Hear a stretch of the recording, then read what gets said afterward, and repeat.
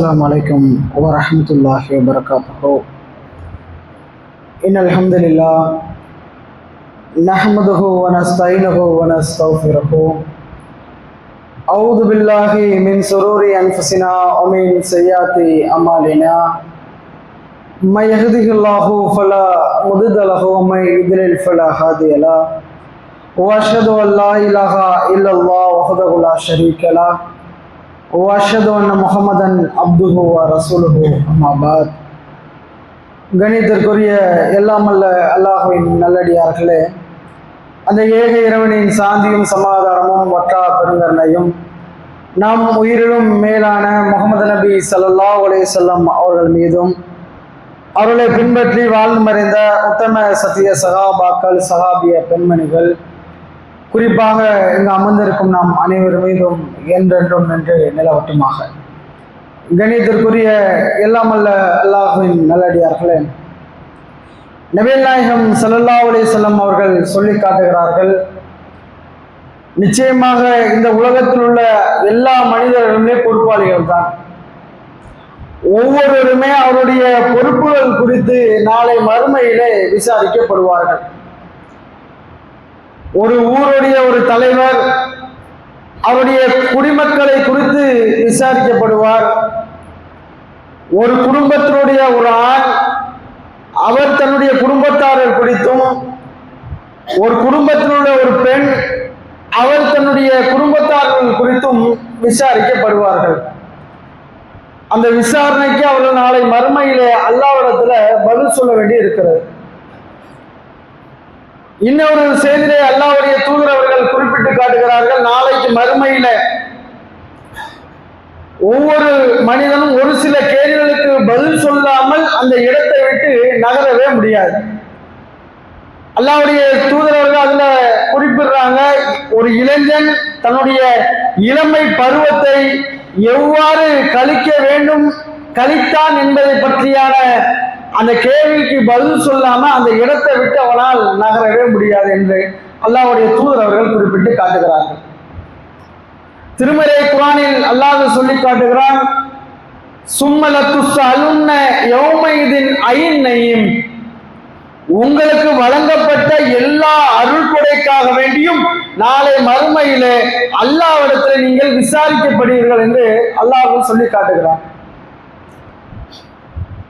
ஒரு சமூகம், அது இளைஞர்களாக இருக்கட்டும் அல்லது வாலிப பருவத்தோடைய தொடக்கமாக இருக்கட்டும் அல்லது வளர்ந்து வரக்கூடியவர்களாக இருக்கட்டும், அவர்கள் ஒழுக்க மாண்புகளோடு அவர்கள் வர வேண்டும் என்று சொன்னால் சமூகத்தில் பொறுப்பாளியாக இருக்கக்கூடியவர்கள் பொறுப்பு உணர்வோடு நடந்து கொள்ள வேண்டும். ஒரு ஜமாத்துடைய தலைவரோ அல்லது ஒரு ஊருடைய தலைவர் ஒருவர் இருக்கிறார் என்றால் அவர் தன்னுடைய அந்த பொறுப்பை உணரணும். ஏதோ 4 பேர் வரும்போது நான் தான் தலைவரே, நான் தான் செயலாளரே, இவ்வளவு பெரிய நிர்வாகத்துக்கு நான் தான் பொருளாதார, அத்தனை பொருளாதாரம் என்கிட்ட தான் போகுது என்று பெருமை அடிப்பதற்காக வேண்டி அல்ல, தனக்கு கீழுள்ள அந்த குடிமக்கள், தனக்கு கீழுள்ள அந்த மக்கள் எவ்வாறு வாழுகிறார்கள் என்பது ரொம்ப ரொம்ப முக்கியம். அதுல ஏராளமான விஷயங்கள் அடங்கி இருக்கிறது. அவருடைய ஒழுக்க மாண்புகள், அவர்களுக்கு எதிராக நடைபெறக்கூடிய அநியாயங்கள், அவருடைய செயல்பாடுகள், அவர்களுக்கு உண்டான அடிப்படை வசதிகள் என்று ஏராளமாக சொல்லப்பட்டு இருக்கிறது. அதே போல ஒரு குடும்பத்தினுடைய தலைவன் என்று சொன்னால் அவருக்கு என்ன பொறுப்பு இருக்கு? அந்த குடும்பத்துக்கு உண்டான எல்லா தேவைகளையும் பூர்த்தி செய்வது அவர் கடமை. ஒரு குடும்பத்தினுடைய தலைவி, அவர்களுக்கு என்ன பொறுப்பு இருக்கிறது? இப்படி பார்த்தோம் என்றால் ஒவ்வொருத்தருக்கும் அந்த பொறுப்புகள் ஏராளம் இருக்கிறது. மார்க்க அடிப்படையிலே நாம் எடுத்துக்கொண்டால், மார்க்க அடிப்படையில் இந்த பொறுப்புகள் குறித்து நாம் எடுத்துக்கொண்டோம் என்று சொன்னால், குறிப்பாக ஒரு குடும்ப தலைவன், ஒரு குடும்ப தலைவி, இந்த இரண்டையும் நாம் எடுத்துக்கொண்டோம் என்று சொன்னால் இன்றைக்கு நம்முடைய சூழ்நிலை என்ன? முன்னாடியே சொன்னேன், ஒரு சமூகம் ஒழுக்க மாண்புகளோடு வளர வேண்டும் என்றால் பொறுப்பாளர் என்பது பொறுப்புணர்வோடு இருக்கணும். அதில் குறிப்பாக ஒரு குடும்ப தலைவன் தலைவி கண்டிப்பாக பொறுப்பை உணர்ந்து செயல்படக்கூடியவராக இருக்கணும். அப்படி செயல்பட்டால்தான் அவர் கீழ் உள்ள அந்த மக்கள், அந்த குடும்பத்தார்கள், அவர் கீழ் உள்ள அந்த குழந்தைகள், இப்படி எல்லாருமே பொறுப்புணர்வோடு வளரக்கூடியவர்களாக இருப்பார்கள். இன்னைக்கு சமூகத்தினுடைய நிலை என்ன? இளைஞர்களை எடுத்துக்கொள்வோம். என்ன பண்றான்? ஒரு தகப்பனாக அவனுக்கு நல்ல உலக கல்வியை கற்றுக் கொடுக்க வேண்டும் என்று ஒரு தந்தை நினைக்கிறான். தப்பே கிடையாது. என் பிள்ளை நல்லா படிக்கணும், டாக்டருக்கு படிக்கணும், ஐஏஎஸ்க்கு படிக்கணும், ஒரு ஐபிஎஸ் ஆகணும், ஏதாவது ஒரு பெரிய தொழில் நிறுவனம் வேலை பார்க்கணும், ஒரு தந்தை நினைக்கிறார். அதற்காக வேண்டி முயற்சி செய்கிறார், அதற்காக வேண்டி தன்னுடைய உழைப்பை கட்டுகிறார். பொறுப்பு கண்டிப்பா செய்யணும். இவனுக்கு தேவையான உணவை கொடுக்கிறார், அது குடும்பத்துக்கு தேவையான உணவை கொடுக்கிறார், தன் மனைவிக்கு தேவையானதை செய்கிறார், ஆசைப்பட்டதெல்லாம் வாங்கி கொடுக்கிறார். பக்கத்து வீட்டுக்கார வீட்டுல ஒரு பெண் ஏதாவது எடுத்துங்க அப்படின்னு சொன்னா தன்னுடைய கணவன் இடத்துல ஒரு மனைவி கேட்கும் போது நம்ம மனைவிக்கு நம்ம தானே செய்யணும், நாம கொடுப்போம். ஒரு கணவன் ஒரு பிள்ளைக்கு ஒரு மனைவிக்கு செய்யக்கூடியவராக இன்றைக்கு இது இருக்கிறது. ஒரு பெண் ஒரு குடும்ப தலைவியாக அவங்க என்ன பண்றாங்க? கணவன் இடத்தில் வரக்கூடிய அந்த பொருளாதாரத்தை குடும்பத்துக்கு எப்படி செலவு செய்யலாம், அது பல வகை இருக்குது. சிக்கனமாக இருக்கும், சிலர் பக்கத்து வீட்டை பார்த்து செலவு பண்ணக்கூடியவர்களாக இருப்பாங்க, சிலர் ஆடம்பரமாக செலவு பண்ணக்கூடியவர்களாக இருப்பார்கள். குறிப்பாக பிள்ளைகளுக்கு நல்ல கல்வியை கொடுக்கணும் என்று நினைப்பார்கள். இது ஒரு குடும்ப தலைவன் ஒரு குடும்ப தலைவி, இந்த இரண்டு பேருடைய இந்த உலகத்துடைய பொறுப்பாக மனிதன் உணர்ந்திருக்கிறான். இதை மட்டுமே சராசரியா எல்லா மனிதர்களும் குடும்பத்திலும் எடுத்து பாருங்க, எல்லார் இடத்துலயும் இந்த பொறுப்பு அப்படியே தொடர்ச்சியா வந்துகிட்டே இருக்கும்.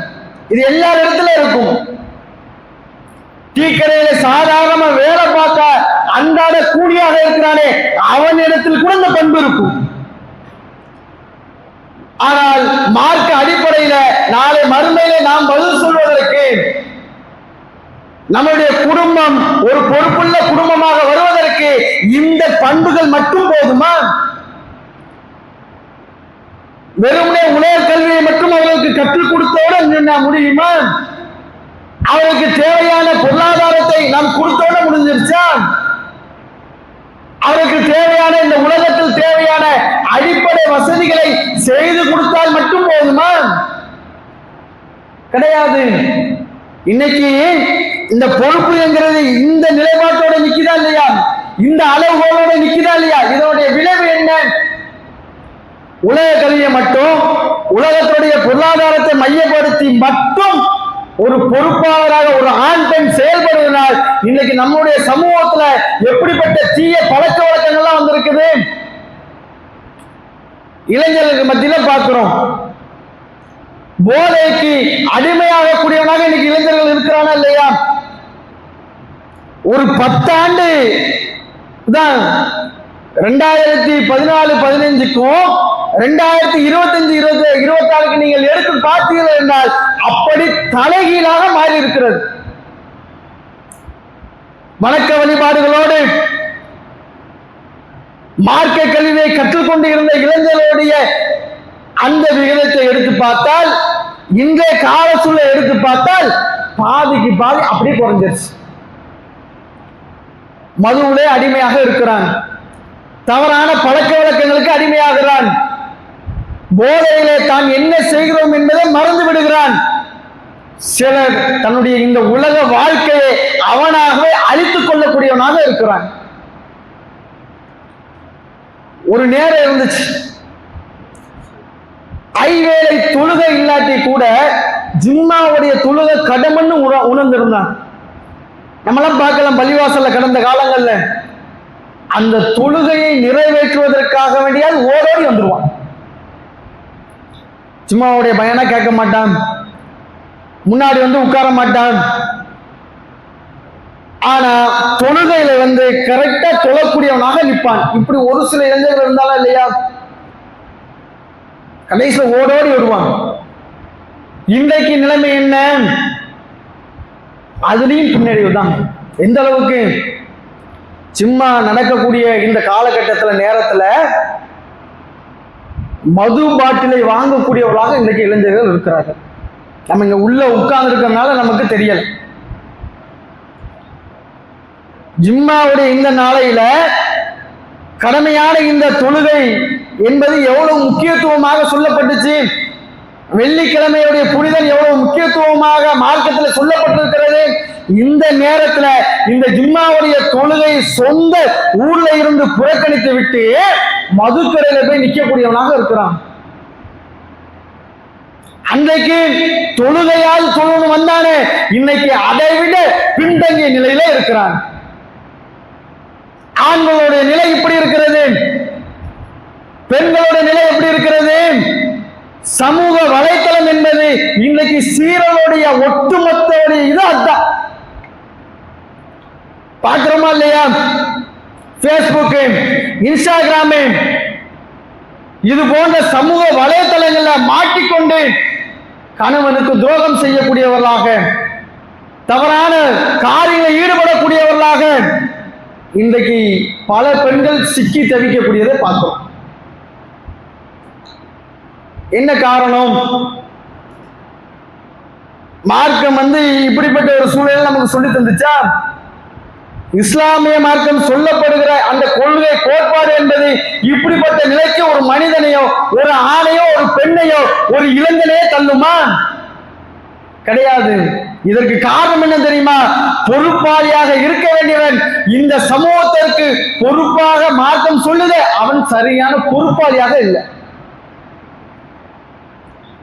ஒரு குடும்ப தலைவனா, ஒரு குடும்ப தலைவியா வருமானத்தை எதிர்பார்க்கிறோம், உலகத்தோட இன்பங்களை எதிர்பார்க்கிறோம், நாம் அனுபவிக்க நினைக்கிறோம், பிள்ளைகளுக்கு அனுபவிக்கணும் நம்ம நினைக்கிறோம், அவங்களுக்கு கொடுக்கணும் நினைக்கிறோம்.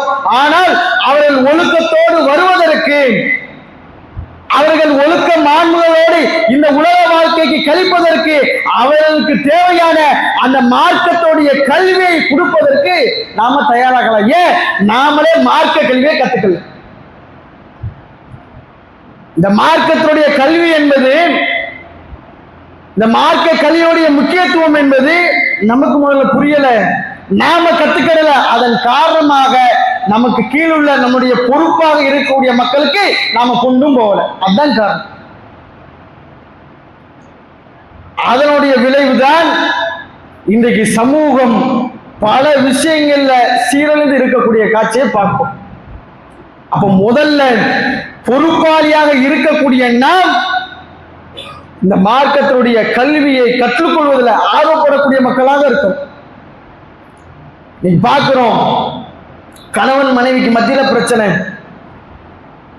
ரெண்டு பேர்ல யாரோ ஒருவர் தவறான விஷயத்துல ஈடுபடக்கூடியவர்களாக, கணவன் மனைவிக்கோ, மனைவி கணவனுக்கோ துரோகம் செய்யக்கூடிய ஒரு நிலை வருது, பிரச்சனை வருது. குழந்தை இருக்கு, 5 வயசுல குழந்தை இருக்கு, ஒரு 10 வயசுல குழந்தை இருக்கு. இந்த மாதிரி சூழ்நிலையில இந்த சமூக வலைத்தளம் தான் இதற்கு முக்கிய பங்கு. அதுதான் இரண்டு பேருமே பிரியக்கூடிய அந்த நேரம், இவங்க வழியில, இவங்க வழியில, பிள்ளை யாரு கூடயாவது போகுதா இல்லையா? ஒரு குறிப்பிட்ட காலம் வருகிற நேரத்துல தன்னுடைய தந்தையோ தாயோ குறித்து யாராவது கேட்டால் அந்த குழந்தை என்ன பதில் சொல்லும்? ஒண்ணு தந்தை இடத்துல இருக்குது, இன்னொரு தாய் இடத்துல இருக்குது, இல்லாவிட்டா ரெண்டையும் பிரிஞ்சு எங்கேயாவது இடத்துல இருக்குது. வளர்ந்து நிற்கக்கூடிய அந்த நேரத்துல என்னுடைய தந்தையார் தாயார் என்று ஒருவன் கேட்கிற பொழுது வெட்டி தவக்கூடியதா இருக்கு. நடக்குதா இல்லையா? அவளும் கடைசியில பாதிக்கப்படக்கூடியது குழந்தை, பெரும்பகுதியாக இந்த குழந்தைகளாக தான் இருக்கு. ஏதாவது ஒரு தப்பு நடந்ததுக்கு பின்னால், ஏதாவது ஒரு தவறு நமக்கு கண்ணுக்கு நடந்ததுக்கு பின்னால் சமூக வலைதளங்கள் நம்ம நிறைய பார்க்கிறோம். ஐயா அப்படி நடந்துச்சு, இப்படி நடந்துச்சு, இந்த வாட்ஸ்அப் மூலமா இப்படி வந்துருச்சு, இந்த இன்ஸ்டாகிராம் மூலமா இப்படி வந்துச்சு என்று சொல்லி தவறுகளுக்கு நடந்ததுக்கு பின்னால் வருத்தப்படக்கூடியவர்களாகத்தான் இன்றைக்கு நாம் இருக்கிறோம். அந்த தவறுகள் நடப்பாமல் இருப்பதற்கு மார்க்கம் எந்த வழிமுறையை நமக்கு கற்றுத் தந்ததோ அதை அப்படி புறக்கணித்து தள்ளி வச்சிருக்கோம். ஒருத்த தப்பு செய்யக்கூடாதுன்னா, ஒரு தவறின் பக்கம் நெருங்கக்கூடாது என்று சொன்னால் அவனிடத்த இரையச்சம் இருக்கணும். அப்படிப்பட்ட இரையச்சத்தை பெற்றுத் தருகிற இந்த மார்க்கத்துடைய கல்வி என்பது நம்மகிட்ட இல்லை. நாம் கொண்டு செல்ல வேண்டிய பொறுப்பாக இருக்கக்கூடிய அடுத்த தலைமுறை மக்களுக்கும் நாம கொண்டு செல்ல. இதெல்லாம் விட்டுட்டு தப்பு நடந்ததுக்கு பின்னால் உட்கார்ந்து ஐயோ அம்மான்னு கத்துறோம். என்ன புரோஜனம்? அதுல என்ன பலன் இருக்கு? அது கண்ணியத்திற்குரிய அல்லாஹ்வின் நல்லடியார்கள். அப்ப இந்த மார்க்கத்துடைய இந்த கல்வி என்பதை முதல்ல நாம தெரிந்திருக்கக்கூடிய ஒரு நிலையில வரணும். அதற்காக வேண்டி ஆர்வப்படக்கூடிய மக்களாக நாம இருக்கோம். சஹாபாக்களுடைய வாழ்க்கையை பார்த்துக்கிறோமா இல்லையா? இந்த மார்க்கத்துடைய கல்வியை கற்பதற்காக வேண்டி அவர்கள் எடுத்த அந்த முயற்சி என்பது, அவர்கள் தேடிய அந்த தேர்தல் என்பது எந்த அளவுக்கு இருந்துச்சு? வாழ்க்கையில தங்களுடைய ஒரு நாள்ல ஒரு சிறு பகுதியை அந்த மார்க்கத்துடைய கல்வியை கற்பதற்காக வேண்டி ஒதுக்கிய நபித்தோழர்கள் இருக்கிறார்கள். நாமெல்லாம் அடிக்கடி கேள்விப்படக்கூடிய சம்பவம், அல்லாஹ்வுடைய தூதரவங்க 70 நபித்தோழர்களை திருமறை குர்ஆனை மனப்பாடம் செய்தவர்களாக வார்த்தை எடுக்கிறாங்க. இவங்களுடைய வேலை எப்படி இருந்துச்சு? இவங்களுடைய அந்த வாழ்க்கை எப்படி இருந்துச்சு? வேலைக்கு போகாம இருந்தாங்களா? கிடையாது. பகல் பொழுதுல வேலைக்கு போனாங்க. சுள்ளிகளை பிறக்குவாங்க, விரல்களை பிறக்குவாங்க, அதை வியாபாரம் செய்வார்கள். அந்த வியாபாரத்தின் மூலமாக வரக்கூடிய பொருளாதாரத்தை கஷ்டப்படக்கூடிய திண்ணை தோழருக்கும் கொடுக்குறாங்க. இது உலக வாழ்க்கைக்கு தேவை. மஸ்ஜித் நபவி பள்ளிவாசல்ல தொழுகைக்கு வரக்கூடிய அந்த மக்களுக்காக வேண்டி தண்ணீர் இறைத்து வைத்தார்கள் ஒளி செய்வதற்கு. இரவு நேரத்துல உட்கார்ந்து திருமறை குர்ஆனை மனப்பாடம் செய்யக்கூடியவர்களாக இருந்தான். இன்னைக்கு இந்த திருக்குர்ஆன் வசனம் வந்திருக்கா, மனப்பாடம் செய்வான். இப்படி இறங்கிய திருமறை குர்ஆனுடைய வசனங்களை மனப்பாடம் செய்வதற்கு தங்களுடைய வாழ்க்கையில ஒரு நாளையில ஒரு பகுதியை ஒதுக்கக்கூடியவர்களாக அந்த நபித்தோழர்கள் இருந்தார்கள். அல்லாஹ்வுடைய தூதர் இடத்துல கொஞ்சம் முன்னாடி வந்துருங்க. கூட்டம் கொஞ்சம் அதே மாதிரி கொஞ்சம் முன்னாடி வந்துருங்க. அப்படி கொஞ்சம் இந்த சைடும் கொஞ்சம் தள்ளிருங்க. வரக்கூடிய மக்கள் அங்கே அமர்ந்துருவாங்க. இந்த வாசல் பக்கத்தில் உட்கார வேண்டாம், கொஞ்சம் எரிச்சு உள்ள வந்துருங்க.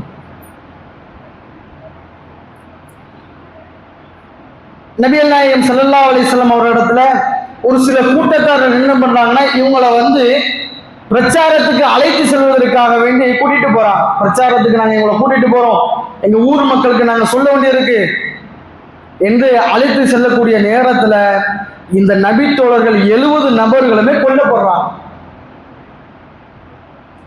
கொல்லப்படக்கூடிய சூழல் எப்படி? 55 வயசு 56 வயசு நம்ம சொல்லுவோமே நம்ம பாஷையில, உலகத்துல எல்லாத்தையும் ஆண்டு அவனிச்சிட்டாங்க. சில பேர் என்ன பண்ணுவாங்கன்னா, இந்த 60-65 வயசுல கவர்மெண்ட்ல இருந்து ரிட்டையர்ட் ஆகிட்டு பள்ளிவாசலுக்கு தொலை வருவாங்க. அப்ப ஜமாத்தோட போய் மக்களுக்கு அழைப்பு பணி செய்யும் போது சொல்லுவாங்க, ஆடெல்லாம் ஆடி பாடெல்லாம் பாடி முடிச்சு வந்திருக்கான் பாரு அப்படிம்பாங்க. அந்த மாதிரியான ஒரு வயசா? இளமை பருவம். அத்தனை பேர் இளைஞர்கள் இந்த உலகத்துடைய வாழ்க்கையில இன்றைக்கு எதை இந்த உலகத்திலெல்லாம் அனுபவிக்க வேண்டிய வயசு, இது சம்பாத்தியம் பண்ணக்கூடிய வயசு, இது உலகத்தோடைய எண்ணங்களுக்கு மதிப்பளிக்கக்கூடிய வயசுன்னு சொல்லி வச்சிருக்காங்களோ, அப்படிப்பட்ட இளமை பருவத்துல திருமறை குர்ஆனை கற்று அதை மக்களுக்கு சொல்லக்கூடிய இடத்தில் நின்று குட்டுயிரும் குலையுருமாக கிடக்கிறான். வாள்களால் வெட்டி ஈட்டிகளால் குத்தி கடக்கக்கூடிய அந்த நேரத்துல அல்லாஹ்விடத்துல பிரார்த்தனை செய்யறாங்க. நாம் அந்த இடத்துல இருந்தா நம்மளுடைய பிரார்த்தனை எதுவா இருக்கும்? ஒரு 25-30-35 வயசுல இருக்கிறோம், ஒரு 40 வயசுல இருக்கிறோம். எப்படி இருக்கும்? எப்படியாவது நம்ம பொழைச்சிடணும், இன்னும் நமக்கு வாழ வேண்டிய வயசு இருக்கு, இன்னும் பார்க்க வேண்டியது நிறைய இருக்கு, நம்ம குடும்பத்துக்கு செய்ய வேண்டிய கடமை இருக்கு என்று பல எண்ண ஓட்டம் என்பது இன்னைக்கு நமக்குள்ளாக ஓடும். அந்த இளைஞர்கள் அந்த இளம் பருவத்துல இந்த உலகத்தினுடைய இன்பங்களை அனுபவிக்க வேண்டிய அந்த பருவத்துல அவர்கள் அல்லாஹ்விடத்தில் கேட்டார்கள், இறைவா, நாங்கள் அத்தனை பேரும் உன்னிடத்தில் வந்து சேர்ந்து விட்டோம், இந்த இறப்பு செய்தியை மட்டும் எங்க தூதருக்கு நீ அறிவிச்சிரு.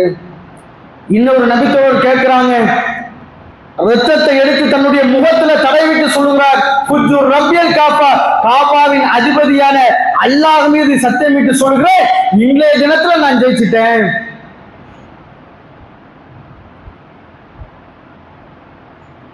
இந்த அளவுக்கு அந்த மார்க்கத்துடைய கல்வியை அவர்கள் நேசித்ததோடைய விதம், அவங்க இந்த உலகத்தோடு பிரிகிற அந்த நேரத்துல மன மகிழ்ச்சியோடு இந்த உலகத்தினுடைய பிரிவு என்பது எந்த கவலையும் அவருக்கு அளிக்கல, எந்த துக்கத்தையும் தரல.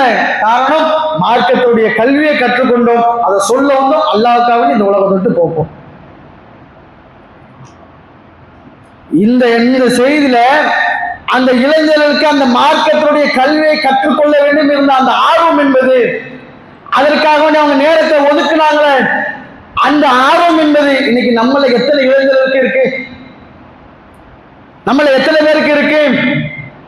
மார்க்க கல்வியை கற்றுக்கொண்டு கொண்ட நாம் இன்னைக்கு அப்படியே அதை பின்தங்கக்கூடிய மக்களாகத்தான் மாறிட்டோம். ஒரு 10 வருஷத்துக்கு முன்னாடி எப்படி இருந்தோம்? பள்ளிவாசல்ல ஓட்டு செட்டா இருக்கும், வெக்கையா இருக்கும். 12:40 ஜும்மானா 11:45 12 மணிக்கெல்லாம் ஆட்கள் வந்துருவோம். செல்போன் அப்ப ரொம்ப குறைவு. ஆண்ட்ராய்ட்ல இதே மாதிரி திருக்குரான் ஹதீஸ் எல்லாம் படிப்பதெல்லாம் ரொம்ப குறைவு.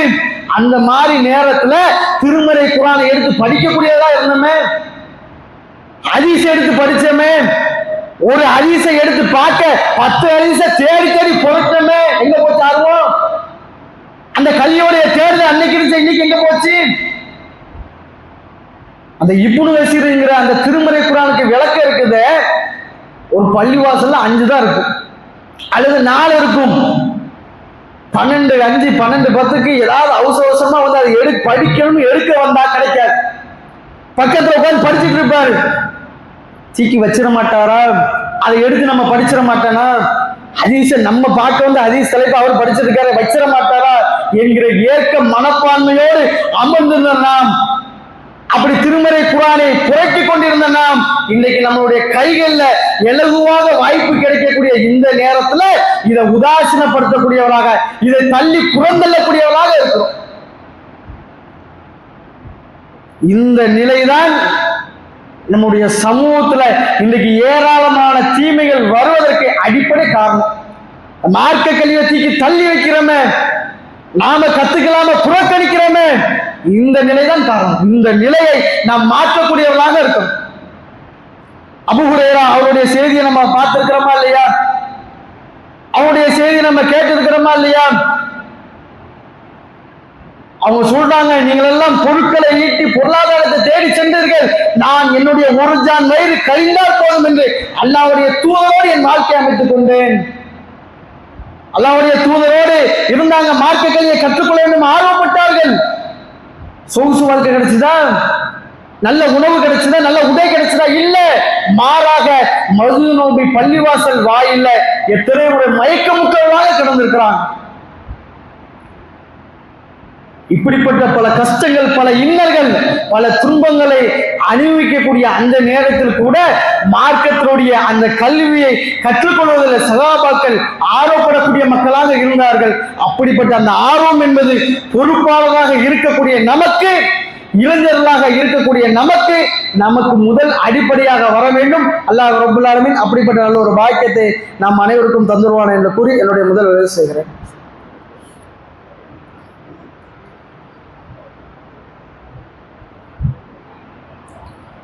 அஸ்ஸலாமு அலைக்கும் வரஹ்மத்துல்லாஹி வபரகாத்துஹு.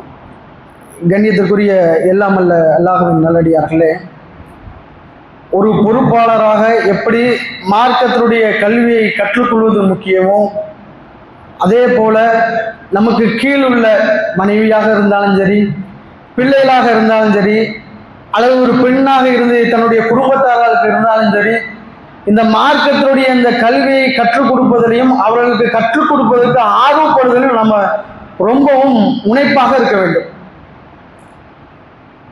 அப்துல்லா இப்னு உமர் அவர்களை பற்றி நம்ம கேள்விப்பட்டிருக்கிறோம். உமர் அலி அவர்களுடைய பையன்.